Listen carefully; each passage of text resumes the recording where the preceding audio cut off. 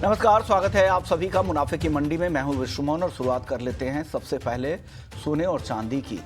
आज चांदी अगर देखें तो चांदी लगातार नया रिकॉर्ड बनाती जा रही है। आज भी चांदी ने 1,23,500 के ऊपर का सितंबर वायदा में रिकॉर्ड बनाया है और दिसंबर का वायदा 1,25,250 के करीब आज पहुंच गई। तो एक ज़बरदस्त तेज़ी है। इस साल अब तक 42% से ज़्यादा की तेज़ी आ चुकी है। लेकिन अब आगे आपको क्या करना है, ये तेज़ी कब तक चलेगी, यही जानने की कोशिश करेंगे। हमारे साथ तीन मेहमान हैं जो आज आपकी मदद करेंगे। अजय केडिया हैं, केडिया कमोडिटी के एमडी और रिसर्च हेड हैं। भाविक पटेल हैं ट्रेडबुल सिक्योरिटीज़ से, और साथ ही अनिल बैनर्जी हैं। अब तीनों मेहमानों का बहुत बहुत शुक्रिया। अनिल सर, क्या लग रहा है चांदी की तेज़ी? एक तरफा रैली शुरू है, क्या उससे पहले कुछ पॉज, कुछ ब्रेक की भी संभावनाएं हैं या ये रैली जारी रहेगी? हाँ, नमस्कार विश्वमोहन जी। नमस्कार सर। चांदी में ओवरऑल ट्रेंड तो अपवर्ड ही है। हाँ, हम लोग का जो मीडियम टर्म टारगेट था $41 वो ऑलरेडी अचीव हो चुका है, बट लॉन्ग टर्म टारगेट अभी भी बाकी है। $44 एक इंटरिम लेवल है स्पॉट में।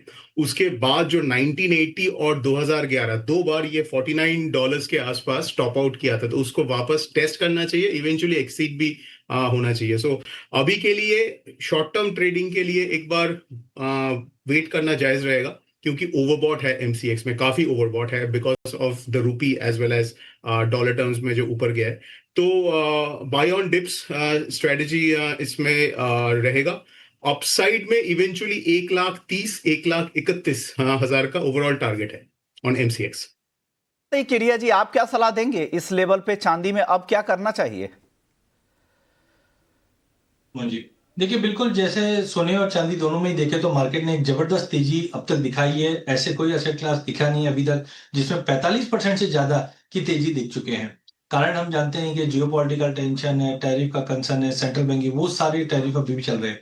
तो अभी मेरा मानना है कि देखिए चांदी डेफिनेटली, जैसे कहा कि अभी भी जिस्ट बाकी है। जो मैंने पिछले साल टारगेट रखे थे 1,30,000 तक का लेवल, मुझे चांदी ये साल दिख रही है। बट सोना मुझे लगता है कि कहीं ना कहीं थोड़ा सा कॉशियस हो जाना चाहिए। अब जाकर हमने देखा अप्रैल का जो हाई था $3,500 का स्पॉट में, वो आज मॉर्निंग में हमने इसको क्रॉस करते हुए जरूर देखा है। बट टेक्निकली मुझे लगता है मार्केट बहुत ही ज्यादा ओवर रिएक्ट कर चुका है। हाँ, इंट्राडे में टेक्निकल पॉइंट पे आप बाय कर सकते हैं, लेकिन इमीडिएटली इसको होल्ड मत कीजिए, बिकॉज जो वेरी शॉर्ट पीरियड में हमने रैली देखी है, यहाँ पे एक टेक्निकल पुलबैक आता हुआ दिखाई दे रहा है गोल्ड में। क्योंकि आज भी मॉर्निंग में हमने देखा रशियन प्रेसिडेंट का एक स्टेटमेंट आया था जहां पे उन्होंने बोला yes we are working on ceasefire के ऊपर बात होगा, वो ही कभी ड्यू चल रहा है। टैरिफ को लेकर आज सुबह ही अपडेट आया है कि डोनाल्ड ट्रंप ने बोल रहे हैं कि इंडिया हम पे 0 टैरिफ कर देगा। तो कहीं ना कहीं वहां पे अगर कुछ अपडेट आया तो डेफिनेटली गोल्ड रिएक्ट कर सकता है इसमें। तो आई थिंक थोड़ा सा करेक्शन के चांसेस बहुत अच्छे दिखाई दे रहे हैं। बट हाँ, जब तक मार्केट 1,04,000 के नीचे नहीं जाता है, 1,04,000 से 1,05,600 के रेंज में रहेगा गोल्ड। चांदी यस 1,30 का जो टारगेट रखा था, ऑलमोस्ट आज 1,25 तक के लेवल तो हमने दिसंबर फ्यूचर्स की अगर बात करें तो हमने ऑलरेडी वो अचीव कर चुके हैं। तो यहाँ से रिस्क रिवॉर्ड रेशियो बहुत सीवियर हो जाता है। इंटरडे के प्रोस्पेक्टिव से ठीक है, 1,25,500 तक के ले लीजिए, बट लॉन्ग टर्म या कोई शॉर्ट टर्म भी देखना चाहता है तो करंट लेवल से बेटर है वेट एंड वॉच कीजिए। Wait for a correction, maybe it could be around 7 to 8% या 10% तक का भी करेक्शन है, उसके बाद आप थोड़ा शॉर्ट टर्म लॉन्ग टर्म बात कीजिए। As of now gold silver में बिल्कुल इंट्राडे रखिए या ऑप्शन के साथ ही ट्रेड कीजिए। इंट्राडे के लिए पोजीशन रखे, कैरी ना कर रहे। ट्रेंड भले ही पॉजिटिव है लेकिन कभी भी मुनाफा वसूली भी आ सकती है, तो आपके लिए रिस्क ज्यादा है, या फिर ऑप्शंस के जरिए भी आप ट्रेड कर सकते हैं। आप बताइए भाविक जी, आपकी राय क्या है सोने और चांदी दोनों पर? Good morning Suman ji. Good morning sir. Yes, देखिए सोने और चांदी में हमने काफी तेजी देखने को मिली है, तो मुझे भी लग रहा है कि ये ओवरबॉट सिचुएशन है। चांदी की बात करें तो 3950 के ऊपर सस्टेन नहीं कर पा रहा था, और अभी अगर देखें तो 40.50 के ऊपर है। तो यहाँ से लग रहा है कि नेक्स्ट जो रेजिस्टेंस है वो 43 से $44 का है। पर क्योंकि ओवरबॉट सिचुएशन है तो यहाँ से लग रहा है कि थोड़ा करेक्शन आता है तो ही बाय करें, और अभी अपॉर्चुनिटी नहीं लग रही है कि किसी को नई पोजीशन लेनी हो लॉन्ग टर्म के लिए। तो यहाँ पे मुझे रिस्क रिवॉर्ड रेशियो फेवरेबल नहीं लग रहा है, शायद थोड़ी और करेक्शन आ सकता है। और आई थिंक एक चांदी गोल्ड के कंपैरेटिवली आउट परफॉर्म भी करेगा, क्योंकि न्यूज भी है कि जो एक क्रिटिकल मिनरल लिस्ट है जो हर 3 साल यूएस अपडेट करता है, उसमें चांदी जो है उसको इंक्लूड हो सकती है, along with copper, lead, ruthenium, potash और सिलिकॉन। तो अगर चांदी क्रिटिकल मिनरल लिस्ट में इंक्लूड होगी यूएस में, तो मुझे लग रहा है कि और तेजी आ सकती है।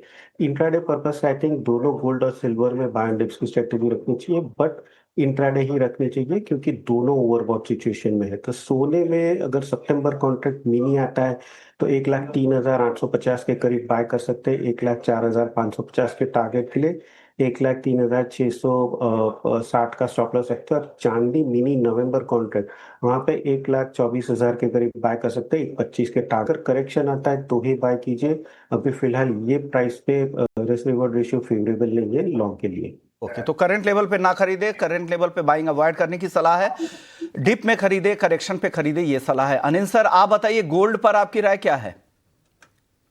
में ओवरऑल ट्रेंड और डायरेक्शन तो अपवर्ड है, क्योंकि इंटरेस्टिंगली लास्ट ईयर भी 2024 में भी ये अप्रैल मंथ में पीक किया था और अगस्त में बॉटम आउट करके फिर वहां से $2,500 से आज वो $3,500 के आसपास है। इस साल भी सिमिलर पैटर्न एग्जीक्यूट हुआ, अप्रैल में पीक और अगस्त में एक टाइम करेक्शन के साथ ये बॉटम आउट हुआ इन डॉलर टर्म्स। यूएसडी आनर क्योंकि ऑल टाइम हाई पे है तो हम लोग को उतना करेक्शन एमसीएक्स में नहीं मिला है। देखिए, जो ओवर आर्चिंग एक थीम है वो इंटैक्ट है। वो है कि अगर मैं वेस्टर्न इकोनॉमीज को देखता हूँ, US, parts of Europe, it's a complete mess. मतलब फिस्कल हम लोग देखते हैं मैक्रो इकोनॉमिक आउटलुक सब कुछ, और उसके साथ सेंट्रल बैंक का इंडिपेंडेंस के ऊपर भी अभी वॉर हो रहा है। तो उसके कारण गोल्ड के ऊपर कॉन्फिडेंस ज्यादा बढ़ेगा, डॉलर और जो वेस्टर्न करेंसीज है उससे शिफ्ट कंटिन्यूअसली होता रहेगा।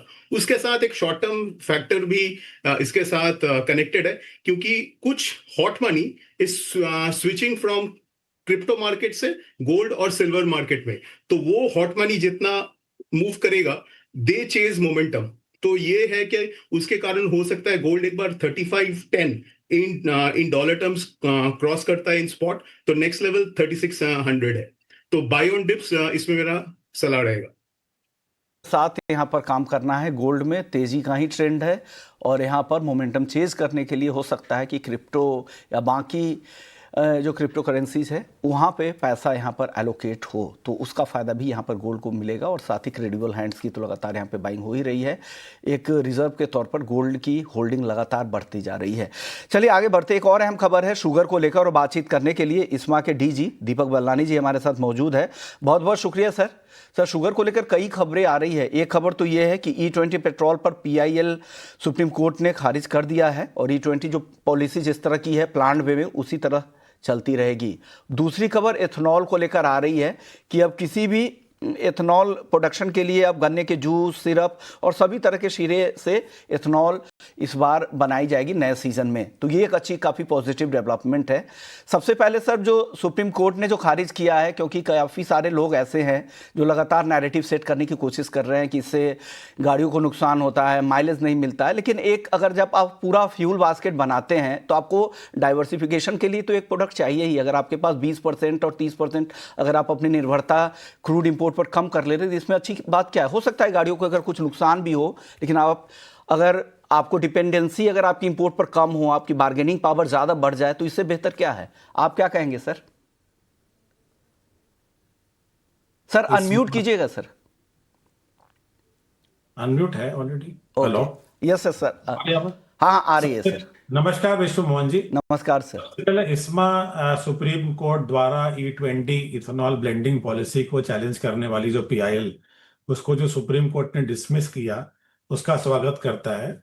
और कोर्ट का ये फैसला वेरी क्लियर करता है कि अब हमारा जो E20 प्लान है वो कंटिन्यू रहेगा, जिसमें इंडिया का जो क्लीन फ्यूल्स कैंपेन, जिससे कि हमने 20% ब्लेंडिंग जो हमने 5 साल पहले ही अचीव कर लिया, एक बहुत बड़ा ट्रांसफॉर्मेशन हमारे किसानों के लिए है, वो कंटिन्यू रहेगा। और ये दिखाता है कि ये हमारा बहुत रोबस्ट या इथेनॉल ब्लेंडिंग प्रोग्राम है, किसानों के लिए है और अपनी देश की खुद की अर्थव्यवस्था और आत्मनिर्भरता के लिए है।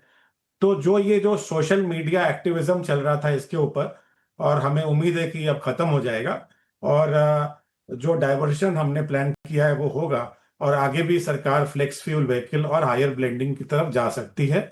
इससे पूरी इकोनॉमी को फायदा उठेगा। बिल्कुल सही बात। और आप लोगों ने कुछ डेटा भी शेयर किए थे जिसमें आपने कहा था कि किसानों को जो गन्ने के लिए उनके लिए जो भुगतान हुआ है करीब करीब 1,18,000 करोड़ के आसपास का भुगतान हुआ था, और साथ ही आपके जो इंपोर्ट बिल कम हो रहे हैं वो भी, इससे आपको फॉरेन करेंसी की बचत होती है। वो क्वांटिटी जो आप बता रहे हैं वो है करीब 1,36,000 करोड़। से एक बड़ी सेविंग आप इंपोर्ट बिल पे भी कर रहे हैं क्योंकि आपने डाइवर्सिफाई कर लिया है अपने पोर्टफोलियो को। सर, ये एक अच्छी खबर ये आ रही है इथेनॉल उत्पादन को लेकर। अब जूस, सिरप, सभी तरह के शीरे से इथेनॉल बनाने की छूट मिल जाएगी और 2025-26 जो सीजन होगा इसके लिए लागू हो जाएगी। ये कितनी बड़ी खबर है सर? ये बहुत अच्छी खबर है विश्वमोहन जी। देखिए, मैंने पहले भी आपको बताया था कि इस्मा के एस्टिमेट के हिसाब से अगले साल का जो क्रॉप है वो काफी अच्छा दिख रहा है। और पहला जो हमारा एस्टिमेट आया था उसमें लगभग ये मालूम लग रहा है कि लगभग 35 मिलियन टन, 350 लाख टन के आसपास शुगर केन प्रोडक्शन हो सकता है। तो इसमें ये बहुत इंपॉर्टेंट है कि शुगर की बैलेंस शीट को बैलेंस किया जाए और डोमेस्टिक कंजम्पशन, एक्सपोर्ट और इथेनॉल डाइवर्जन में एक बैलेंस होना चाहिए। तभी एक शुगर मार्केट वायबल होगा, मिल्स को वायबिलिटी आएगी और केन पेमेंट होगा। तो उसमें लगभग 5 मिलियन टन का जो डाइवर्जन है उसमें लगभग शुगर केन से इथेनॉल में होना बहुत आवश्यक है 25-26 के सीजन के लिए। तो ये जो सरकार ने एक सर्कुलर इशू किया है जिसमें कि इथेनॉल का अनरिस्ट्रिक्टेड क्वांटिटी को डाइवर्जन करने का अलाउ किया है, एक अच्छी खबर है। बट इसके साथ ये भी बहुत जरूरी है क्योंकि 3 साल से जो हमारा जूस और बी हेवी का इथेनॉल का प्राइस रिवाइज नहीं हुआ है, हालांकि लगभग 17% एफआरपी इंक्रीज हो गया है, हमारा रॉ मटेरियल कॉस्ट बढ़ गया है। तो अब ये भी उम्मीद है कि इसका प्राइस करेक्शन हो ताकि पूरा 5 मिलियन टन जो डाइवर्जन हो जाए और लगभग हम 500 करोड़ लीटर के आसपास, जो इस बार लगभग 1200 करोड़ लीटर का टोटल आवश्यकता होगी, उसमें से sugar sector 500 crore litre divert कर सकता है। तो इस बार बम्पर उत्पादन का अनुमान है, तो 350 लाख टन चीनी उत्पादन का आप लोग अनुमान लेके चल रहे थे, इसमें 50 लाख टन का डाइवर्जन होगा। लेकिन इसके साथ साथ इथेनॉल प्राइस को भी रिवाइज करने की ज़रूरत है। ये आप लोगों की लगातार मांग है, उम्मीद करते हैं कि इस बार वो डिमांड पूरी हो। और साथ ही एमएसपी, मिनिमम सेलिंग प्राइस भी आप लोग लगातार मांग कर रहे हैं। सर, एक और खबर, क्या नए सीजन में भी उम्मीद है क्या शुगर एक्सपोर्ट को की इजाज़त मिले कोटा के ही तहत? उम्मीद करनी चाहिए क्या? बिल्कुल उम्मीद करनी चाहिए। देखिए, जैसे मैंने बोला कि शुगर को एक बैलेंस मेंटेन करना बहुत जरूरी है और 35 मिलियन टन जो हमने एस्टिमेट किया था विद एन अपवर्ड बायस, और क्योंकि महाराष्ट्र और कर्नाटका से खबर ये अच्छी आ रही है कि वहां पे बारिश अभी भी अच्छी हो रही है और पानी बहुत है, उससे हमें ये लग रहा है कि शायद प्रोडक्शन 35 मिलियन टन से ऊपर भी जा सकता है। उसके लिए इस्मा दूसरा एस्टिमेट 11 सितंबर को लेके आएगी और मुझे लगता है कि अच्छी खबर है। अगर 35 मिलियन टन भी होता है, उसमें से लगभग हमारा शुगर कंजम्पशन जो है लगभग इस साल 28 मिलियन रहा है, अगले साल हमें उम्मीद है कि लगभग 28.5 28.4 हो जाएगा। अगर हम 4.5 मिलियन इथेनॉल में डाइवर्ट भी करते हैं तब भी हमारे पास 2 मिलियन टन एक्सपोर्ट करने के लिए है। तो हमें तो ये पूरी उम्मीद है कि सरकार जो है ये एक्सपोर्ट अलाउ कर देगी सीजन शुरू होने से पहले, ताकि मिल अपनी रॉ शुगर भी प्रोडक्शन प्लान कर सकती है। इससे क्या हो जाएगा कि शुगर पूरा बैलेंस रहेगा, स्टॉक बैलेंस रहेगा और मिल की वायबिलिटी बनी रहेगी। और जैसे मैंने बोला कि वायबिलिटी बनाना बहुत इंपॉर्टेंट है ताकि हमें केन पेमेंट करने में आसानी हो जाए। और उसके साथ ही एमएसपी भी बहुत इंपॉर्टेंट है। एमएसपी का आज हमारा चीनी का, शुगर का कॉस्ट ऑफ प्रोडक्शन लगभग 40 रुपए है और ये रेट 40 से नीचे ना जाए आने वाले टाइम में, ताकि मिल्स की वायबिलिटी बनी रहे। इसके लिए एमएसपी भी लगभग सरकार को 40 रुपए के आसपास अनाउंस कर देनी चाहिए। तो एमएसपी लंबे समय से आप लोग की डिमांड है, करीब 6 साल से ज़्यादा का वक्त हो चुका है, आप लोग लगातार इसकी डिमांड कर रहे हैं। एफआरपी बढ़ रहा है, एसएपी बढ़ रहा है, लेकिन उसके साथ एमएसपी नहीं बढ़ाई जा रही है। और साथ ही आपकी उम्मीद है कि नए शुगर सीजन में भी 20 लाख टन विंडो रहेगा एक्सपोर्ट का, जो उसको कोटा देना चाहिए। हालांकि ट्रांचेज में भी दे सकते हैं, जैसे इस बार 10 लाख टन का दिए तो 10 लाख टन से शुरुआत कर सकते हैं। शुक्रिया आपका, आपने वक्त निकाला सर। Thank you. चलिए, वक्त है ब्रेक का। ब्रेक के बाद लौटेंगे तो क्रूड पर भी बात करेंगे। मेटल्स की बात नहीं हुई है, ये दोनों पे तो बातचीत होगी ही। साथ ही पंजाब में बाढ़ से भारी नुकसान हो रहा है, कौन कौन से वे जिले हैं, क्या राइस की फसलों को, बासमती की फसलों को भी नुकसान हुआ है, ये भी चर्चा होगी ब्रेक के बाद। जल्द लौटते हैं।